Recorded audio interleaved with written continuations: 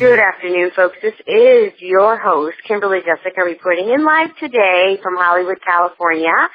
And it's 2 days after the iHeartRadio Music Awards, and we're so excited today to be interviewing an amazing band and human being, an individual for the iHeartRadio show, The Glam Report.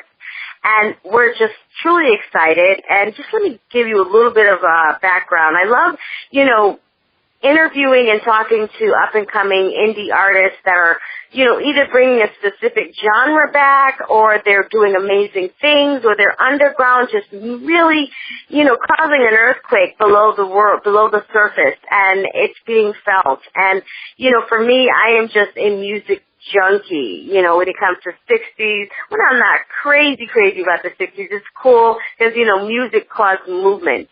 But the 70s, the 60s, the 80s, the 90s, even music up till today. And this particular group that I'm going to be chatting with, the lead singer, they have, they're bringing rock back in a specific way. When you think, groups like Nirvana and Bush and any kind of guitar from the 80s, like a White Snake or, a Motley Crue, or, you think about those live bands, those live guitars where you could literally feel the guitar, resonating through your spine, where you can literally listen to the music and relate.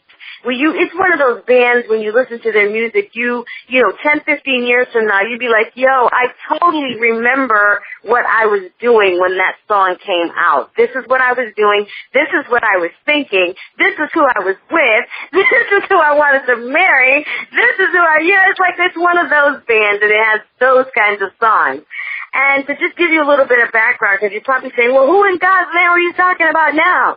Well, it's a group that was formed by this amazing young man, basically, asking his friends to help him find a bass player. And the artist and his guitar player, basically they teamed up with, an amazing individual, which is a bass player, and they began cycling through a long list of drummers that they still hadn't settled on to this day. So, they've made amazing music with a drummer that they haven't settled on yet. But there's more. They performed songs that basically songs were performed that the lead singer had written way back when he was 15 years old. Him and the bass player that he has now, they played shows together, and they really had synergy. I mean, and again, you guys are going to not only hear us talk to this individual, talk to this artist, and we're going to talk about his band, but you're going to also have the opportunity to listen to his music. We're going to play the entire EP on the show today. How cool is that, guys? Then basically after 3.5 years of development, the band honed in on their authentic sound and the development of their strongest songs. And basically, they've had a couple of successful shows as well. At some point, they took a year off performing to, pursue making a debut record, and they ended up working with legendary session drummers Kenny Armoff. Hello, among other recording greats such as Joe Barresi, and I may be butchering his name. I'm not, the crazy about butchering anyone's name, but, we'll come back to that after. And of course, Jeff Sheehan, and towards the end of their mixing, engineer secretly reached out to Butch Vig, and a day later, they heard from him saying the songs were rocking. So basically, you've got the okay of Butch Vig guys, okaying these guys' songs. And then Butch hooked them up with Howie Weinberg to master the songs, another legendary engineer. Ladies and gentlemen, I'm so excited to be interviewing today the lead singer of the band Arcana, and I'm hoping I'm pronouncing it correctly, but of course Spencer MARCU will tell us if we are. The lead singer of the great, amazing group Arcana, Spencer, is on the line with us. Spencer, are you there? Yes. Hi. Thanks for that introduction. That was great. Oh, the pleasure is all mine. It's like I got excited just reading it. How are you today, Spencer? I'm doing great. I've been up all day working on graphic artwork for the EP. Wow. You know, you live the music, Spencer. I must say, you know, I had the opportunity to meet you the other night, and I have to say, you know, you wake up and dance to the beat of your own drum, literally. You and, you know, your bandmate, you guys literally live the music. I mean, there's like, if there was anything running through your veins, I would say there's song notes. Screw blood, man. It's song notes. Thanks. Thank you. So tell us, Spencer, a little bit of your story in 10 seconds or 20 seconds or less.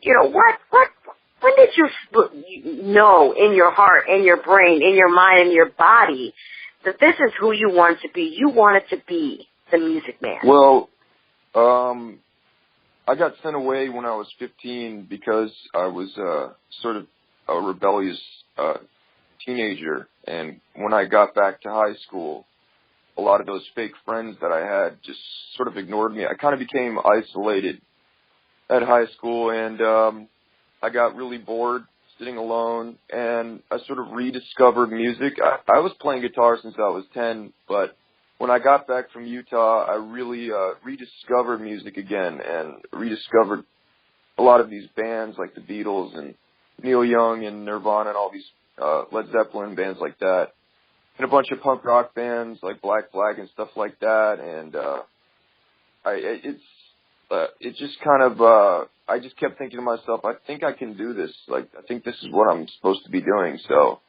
I just started writing music, just writing lyrics and melodies and guitar parts and stuff like that, and just kept going and until the point where I couldn't go to school anymore because I was staying up all really late, and I couldn't balance school and writing music, so I just dropped out of school to do music.